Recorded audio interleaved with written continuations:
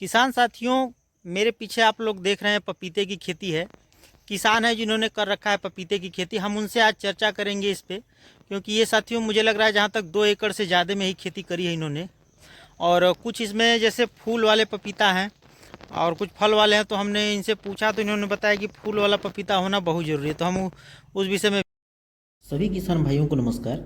किसान साथियों, ये देखिए पपीते की खेती जड़ से लगा के दोस्तों पूरे ऊपर तक यह फल देने वाला पपीता है। वैरायटी भी हम बताएंगे, बीज चयन भी बताएंगे, नर्सरी कैसे तैयार करें, रोग निवारण क्या है और कितने दिनों तक यह रहता है, कमाई का क्या जरिया है, सब कुछ हम बताएंगे निराई गुड़ाई से लेके। लेकिन यदि आप लोग हमारे चैनल पर नए हैं तो सबसे पहले सब्सक्राइब कर दीजिए हमारे चैनल को।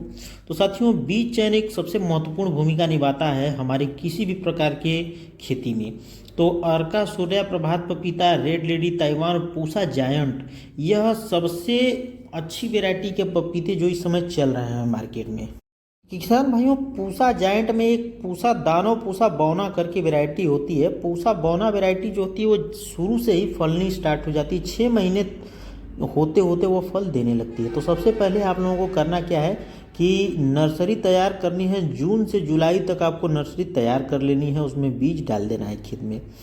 खेत की तैयारी किस प्रकार से की जाए साथियों, तो अच्छे तरीके से उसमें डाई, प्रति एकड़ 2 बोरे की डाई अच्छे तरीके से फेंक के उसकी जुताई कर देनी चाहिए और मिट्टी एकदम भुरभुरी हो जाए उतना तक जुताई करना चाहिए। फिर उसके बाद मेड़ बना लेना चाहिए साथियों। जैसे ये बना हुआ है बेड, बना के बेड उस पे साथियों लगा देना चाहिए पपीता। लगाने के बाद पूरे खेत में साथियों एक लाइन वाइज से पानी भर देना चाहिए, सिंचाई इसको कर देना चाहिए। लगाते समय एक ध्यान देने वाली बात है साथियों कि प्रत्येक पेड़ के बीच की दूरी कम से कम 3 फीट तो होनी ही चाहिए, क्योंकि इसको अपनी जड़ें जमाने के लिए, अपना तना फैलाने के लिए इतनी आवश्यक दूरी होती है। और अधिक से अधिक यदि 5 फीट दे देंगे तो और अच्छी है। 2 दिनों तक इसको लगाने के बाद साथियों सिंचाई दे दें। उसके बाद सुपर फास्फेट, पोटास, यूरिया आवश्यकता अनुसार आप खेत में फेंक दें साथियों सिंचाई के बाद। उसके बाद होता क्या साथियों, कई बार कि 2-3 महीने तक आप इसी तरह रहने देते हैं तो कई बार पीला कलर का एक रोग लगने लगता है, जिसमें पत्तियां सूखने लगती हैं, सिकुड़ने लगती हैं। तो उसके लिए आप बाजार से कोई भी दवा लेके छिड़काव कर सकते हैं साथियों।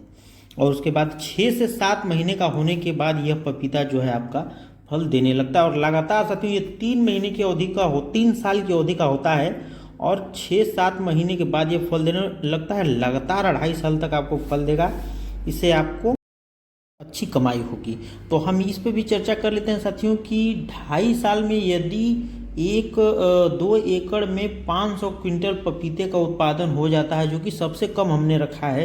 ज़्यादा से ज़्यादा यह 700 क्विंटल, 800 क्विंटल भी हो सकता है। तो यदि 500 क्विंटल के हिसाब से ही अनुमान लगा लिया जाए साथियों, और 20 रुपये क्विंटल यानी 20 रुपये किलो यानी 2,000 रुपये क्विंटल भी पपीता बिका, तो 500 क्विंटल के हिसाब से 2,000 रुपये क्विंटल का साथियों सीधे 10 लाख रुपए है 2 एकड़ की कमाई।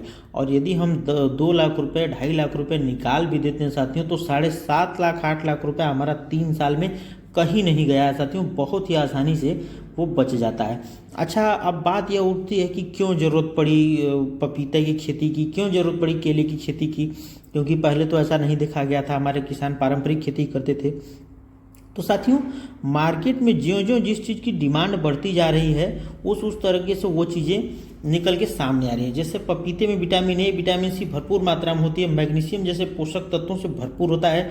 यह एंटीऑक्सीडेंट का सबसे अच्छा स्रोत है साथियों। इस कारण से मार्केट में बहुत सारे टैबलेट्स वगैरह भी विटामिन ए, विटामिन सी के जो टैबलेट्स बन रहे हैं उनमें भी इसका प्रयोग हो रहा है साथियों।